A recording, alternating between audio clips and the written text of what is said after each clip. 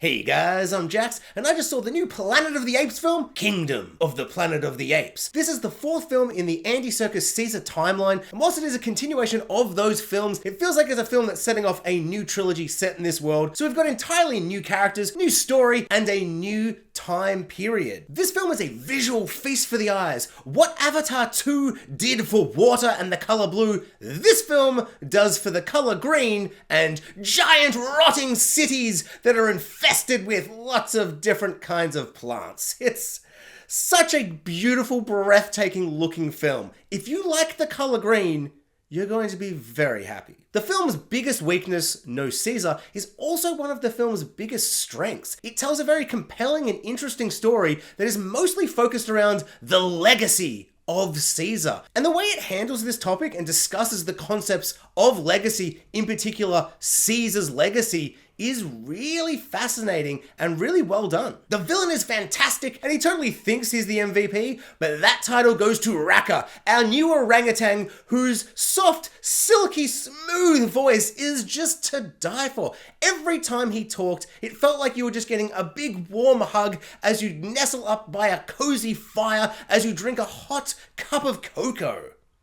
Or if you're like me and you don't like cocoa, a dangerously strong alcoholic beverage. Unfortunately, it is not as strong as any of the three films in the Caesar trilogy, but that is an extremely high bar that was set. I still think this is an absolutely welcome addition to the franchise. But before we fully deep dive into all of that good stuff, I just want to say thank you so much for clicking on my stupid face, and it would mean the world to me if you could please get your stinking paws on that like and subscribe button, you damn clean, hopefully, human being. So the film tells us it takes place generations later, after Caesar's trilogy, or if you check Wikipedia, 300 years later. Now, I absolutely love the Andy Serkis trilogy. I absolutely love how slow it took to kind of build up to this world of Planet of the Apes, and I loved how the timeline progressed. But man, oh man, is it exciting to finally be so close to that original timeline from that original Planet of the Apes film from the 60s. All of the apes are finally all talking. It is super exciting. It's super fun to be at this point in the timeline. I kind of never thought we were going to get to this point after that original trilogy kind of ends. It's like, well, that's a perfect trilogy. And the way it ends, I'm satisfied. But man, it would have been great to see what happened to the apes, like when they all got to speak and we kind of got closer to that original film. Now it's here, and oh boy, is it glorious. But what I absolutely loved about this CGI ape interpretation of getting closer to that original 60s film is that they are still very much ape-ish. They are still very much apes in their mannerisms and their movements. They're still swinging and jumping about. They haven't become fully human, even though they're all talking like essentially just full English. The English is still at times as well a little bit broken, and they still sign every now and then, and there's still a lot of ape grunting, and I don't know, I thought the blend and combination of it, where it still felt like the apes from 300 years earlier, but now that they're all talking, it feels like this really natural progression, and it was just an exciting kind of progression to see take place. It was real good stuff. I just love that they are talking, but also the humans aren't. The humans are finally mute. We're finally at that point where they're all just dressed in dirty rags and running about and drinking out of creeks, and they're finally the animals, and it's kind of overwhelming to finally be at that point. Like, we've finally come full circle where the apes are on horses throwing nets as they run around like cattle. Honestly, it was a little overwhelming. Like, it wasn't even anything that we're doing beyond just doing the thing, but just seeing some sequences where I'm like, it's like the first film, but the CGI apes in Andy Serkis's Caesar's CGI ape trilogy world. We're finally here. It was awesome. So this film follows a new young chimpanzee named Noah, and he goes on a bit of a road trip journey of self-discovery, meeting friends and foe along the way, whilst uncovering secrets of the past and reclaiming something that was lost to him. So that's my general brief, very vague synopsis of the film. I was actually quite surprised how little I knew about this film going in, so I don't really want to discuss the plot or story. Generally speaking though, I will say that I thought it was incredibly compelling and interesting, if not a little bit predictable and samey, kind of seen it before in some ways. So Noah is our new lead, and whilst I do not think he is nearly as interesting or compelling as Caesar, I still thought he was really good. It's a little bit unfair to kind of do a one-to-one comparison to Caesar from the other trilogy. His arc and his journey throughout those 3 films, or even just in his first film in Rise, is so compelling, is so emotional, is so just thoroughly devastating and fascinating and just well done. I feel like in comparison, like if you're really just going to sit them down next to each other, it's kind of night and day. Not to say that this story or this arc is like devoid of like the emotionally dense stuff that Caesar's story goes through. I just think it kind of doesn't hit as hard. It doesn't emotionally hit you the same way. It doesn't feel like it's as powerful of a starting off point. Those films are so good, I feel like any comparison is unfair, but I see why people will make those comparisons, and I'm making those comparisons, and in comparison, not nearly as good. The star of this film, or at least he thinks he is our villain, Proximus Caesar. He is so good. Where he's coming from and his motivations and like what he wants in this story is super cool and super interesting. So Proximus Maxima is played by Kevin Durand, and he is absolutely chewing the scenery like you wouldn't believe in the best way possible. Honestly, you can just see how much fun he's having with the role, and it makes you have fun with the role. His mannerisms, his tone, just the way he moves about on screen is really compelling and interesting. Honestly, he's such a highlight of the film. I do wish, and it's kind of one of my big issues with the film, not issues, just like, oh, I'd love if they'd change this, is I really would have liked more of him.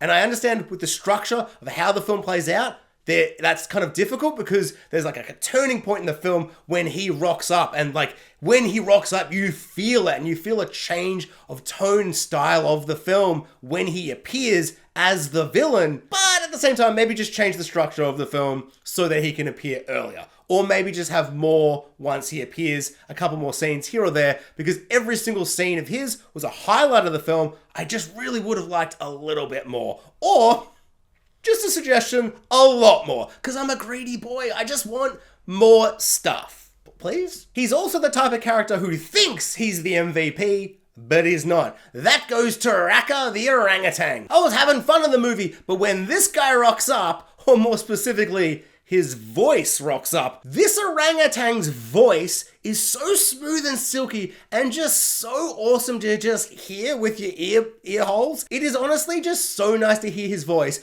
I think the only way I can really explain how good his voice is, imagine Morgan Freeman. That guy's voice used to be everyone's favorite voice for narration and just to hear with their ear holes. No, get him out of here. His voice essentially sounds like nails on a chalkboard compared to this orangutan. And the character itself was super awesome. The wisdom and knowledge and point of reference compared to him and Noah was super compelling. I think it's hard to say. It might have just been the voice, if I'm being honest. So let's talk Caesar's legacy. This film's biggest weakness, the lack of Caesar, is also somehow kind of its biggest strength. This film is not embarrassed about waving about a big flag saying, Caesar was here. This film is entirely focused and concerned with the legacy of Caesar. Honestly, I kind of feel like a better title for this film now having seen it should have been Legacy of the Planet of the Apes. But they're also probably saving Legacy for the inevitable third and final film in this trilogy, in which a CGI young Charlton Heston arrives from a spaceship and he's like, oh my god, it's a madhouse! And he's all shiny and it's horrifying. CGIing old people young jokes aside, I actually cannot wait for that film. I seriously want to see it so badly. It's either going to be called Legacy of the Planet of the Apes or just The Planet of the Apes. Just add a the opposite of Facebook. Also, just a quick aside, who do we think should be cast as the young Charlton Heston Bright Eyes character? I've got a bold and wild suggestion, and this isn't a joke. I seriously think we should potentially, just a suggestion, no bad ideas in brainstorming, but I truly think that we should give Mark Wahlberg a second chance. How bad could it be? Really bad. It could be really bad. That was a bad decision. I'm sorry. There are sometimes bad ideas in brainstorming. That's my bad. What has become of Caesar's ways, Caesar's teachings, Caesar's legacy? What does it mean 300 years later? And the way this film explores this He's really fascinating and a huge aspect of this film that I absolutely adored. It might be the highlight of the film, to kind of so cleverly utilize the fact that everyone watching this film who loved that first trilogy is like, yeah, no, it's great, we're continuing on this world, but man, do I miss Caesar. And they're like, well, what about if that's like a main theme of the film? Kind of weaponizing the loss of Caesar and being like, no, but that's a plot point that you couldn't have if Caesar was still here. And it honestly is really clever and really well done. So throughout the film, we get a bunch of different ape tribes, which is all super cool. And they all have very different interpretations or different kind of ways of thinking about Caesar's legacy. Some have forgotten it. Some honor the true way that we remember it from the films. And some disgrace it and besmirch the legacy of Caesar in honestly some pretty horrifying ways. There is one moment in this film where an ape does something to another ape and then says, "For Caesar!" And I was like, oh, I got like this involuntary like spasm in my body where I just like shook my fist at the screen. I was like, oh, I'm mad at that ape. I don't. How dare he? Caesar would literally be rolling in his grave. Honestly, it made me so mad. I was like, I almost just wish this film didn't exist because Caesar would be so disappointed with what has become of apes. And then I suddenly was like, that's the point of the film. What am I talking about? That is how effective this movie is at kind of discussing the idea of Caesar's legacy and creating a really fascinating bridge that I never knew I wanted or needed from Caesar's trilogy, where the apes are kind of the heroes, and then leading into that original 60s Planet of the Apes film, in which not so much heroes. Like some of them are, some of them aren't. It's vague and grey and murky, and it's just like a really interesting bridging gap where we truly see some horrifying things done by the apes to other apes, to humans. It's just really interesting and compelling. And yes, we've had apes as villains. We had Cobra, a fantastic villain, but I don't know. In this new context, in this new kind of era, to see these apes act the way they do and kind of use Caesar's legacy and his words and his teachings kind of wrong and twist it and manipulate it in different ways, I thought was really compelling and kind of horrifying. There's some really good stuff in this. Also, a couple of the apes like wear masks, like they're in like The Purge. It's truly scary and chilling. It's good stuff. Overall, I think this is a really great film and a really interesting film about the legacy of Caesar, and it's a really good starting off point for the rest of the trilogy. Or is it? Because there's one aspect of this film that I very much didn't like, and it's pretty close towards the end. In fact, it might be the end cliffhanger. Who's to say? I'm to say I didn't like the twist ending. But is it a Planet of the Apes film without a incredibly controversial and potentially terrible twist cliffhanger ending?